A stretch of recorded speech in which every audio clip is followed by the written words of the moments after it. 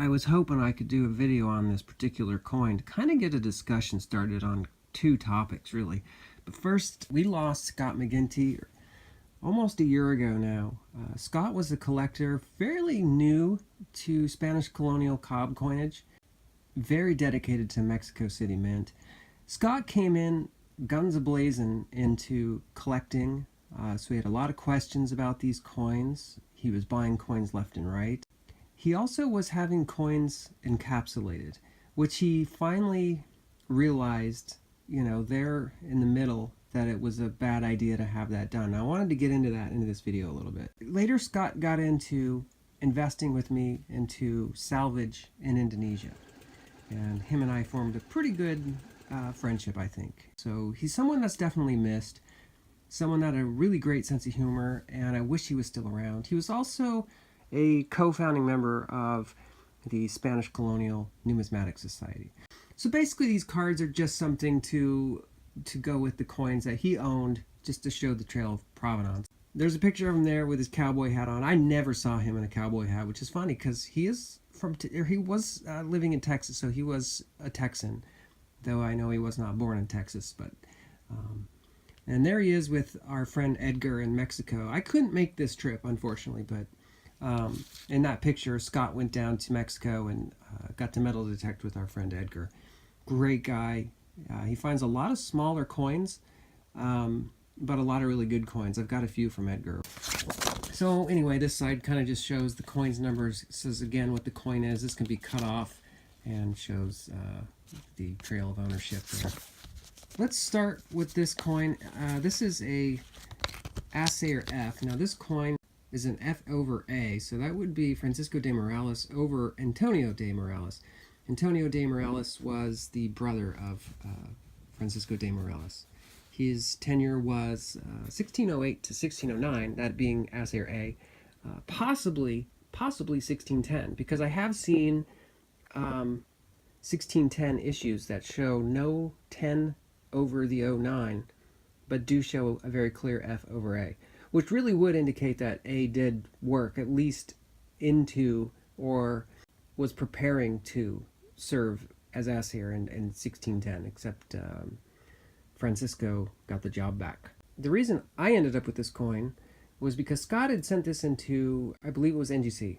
When I saw the pictures of this coin was nicely toned. It had a nice dark tone to it. You could see the date very clearly. He sent this coin in, and I kid you not, I don't have the before picture anymore. I wish I saved it. But after he got this coin back, it had been cleaned. The patina, the dark, that dark contrasting patina that was on this coin was gone. And what was left was kind of this shiny coin with these weird like spots on the coin. And they were all over the place here, all over the place here. I should have pictures of that.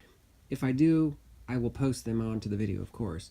You used to be able to see the date extremely clear, and I'm going to try to get a shot of it because it's kind of hard to see now.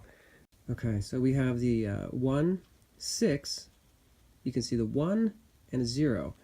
What's harder to see now is the fact that there is actually a 0 underneath the 1. If you look just to the right of the 1, you can actually still see the O. And then, of course, where the O is for the 10, there's just a bit of a tail of a 9. There we go. You see that? The 1 over the O. Now, the person that's getting this coin next doesn't believe me that it's a 10 over 09. I don't blame him. He'll know it once he sees it in hand, but yeah, it's definitely a 1610 over 09. And if we go down to the Assayer mark, so you can see there's the A and the F over A. So I don't want to make a very long video, but sending these coins into NGC, it would only really make sense if the coin is something very, very rare, very unique, and I do mean like extremely rare and important, where you do need to put a coin into something where it's basically going to be sealed off from the elements. If you can get your own slabs and vacuum seal those shut, then do it yourself, because they really don't, in my opinion, serve any purpose. These companies have encapsulated numerous counterfeits. They're terrible with their attribution, and I think 2 of the coins that came back were actually with a proper attribution. I kid you not. The Sheldon grading standard does not apply to these coins. Anybody that collects these coins knows that. Those who are newer to collecting these coins don't really get that. Modern grading standards, the Sheldon grading standards for these coins, does not work because every single coin is hammer struck and every single planchet is different. There's so many variations that there is not yet a grading system for these coins.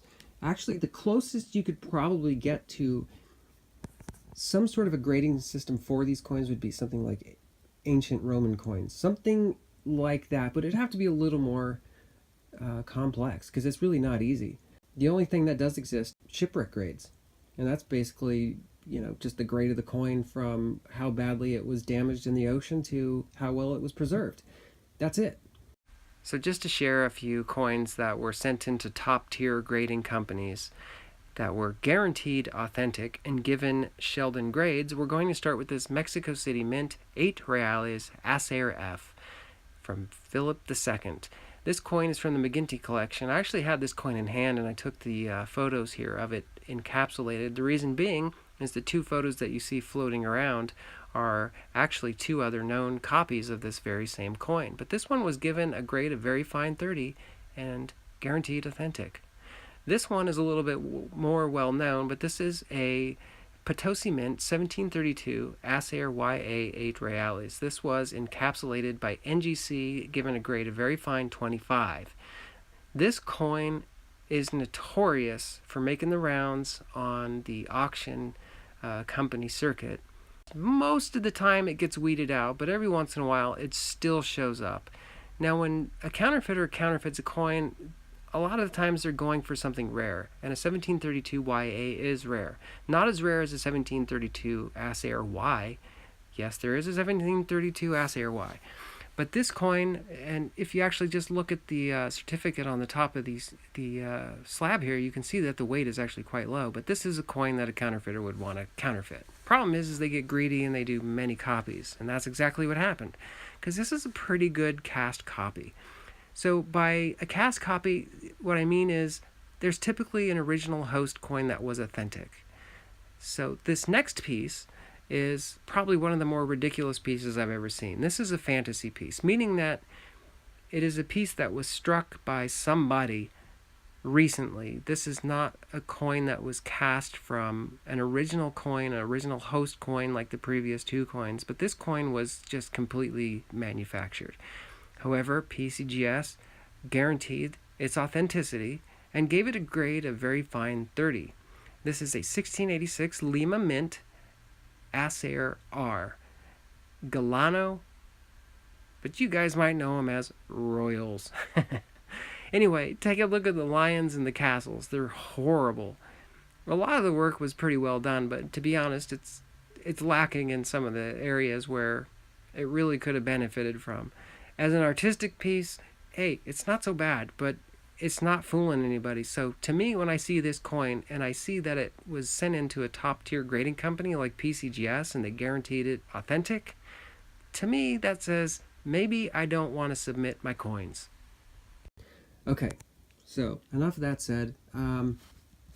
Standard house cat lions on this coin. I love this design. I've always loved the house cat lions. And these lions were used until 1611. And then we don't see them anymore. So they start very early. Then they last till about 1611 and then they disappear. It's a very good looking lion. I love it. I love this design. These pellets, the bordered pellets. It's another thing that will change with this Assayer too, are these pellets. They will go from these long pellets side by side to round pellets in 1612. So you'll see that change in 1612. You can see here too, just as a note, that this coin's planchet was actually flipped. So we have the crown from the obverse here on the reverse. So when this coin was being struck, it was clearly flipped over.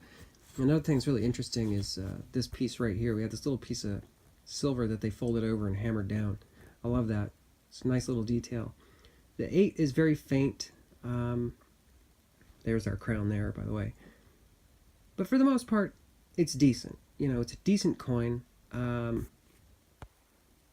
don't know what else to say about it other than, this Assayer, in my opinion, when he was striking coins of this particular type, I just find them to be probably the most attractive Mexico Mint coin with the Habsburg shield type after Assayer O. Now I'm talking about the early Assayer O shield type after those coins. But for the Cob type, definitely would go with this if I was going to go with Habsburg. So if I didn't say, this is Philip III.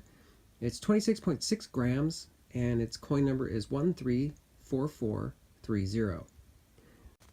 Nice piece from the great Scott McGinty of Mansfield, Texas, who is no longer with us. I wish he was. Great guy, and he's very much missed. Well, that about wraps it up. If you enjoyed this video, I will be moving this stuff over to the Plus Ultra Coin Company YouTube channel. So if you want to see more, you can check it out there. Anyway, thanks for checking it out. Bye.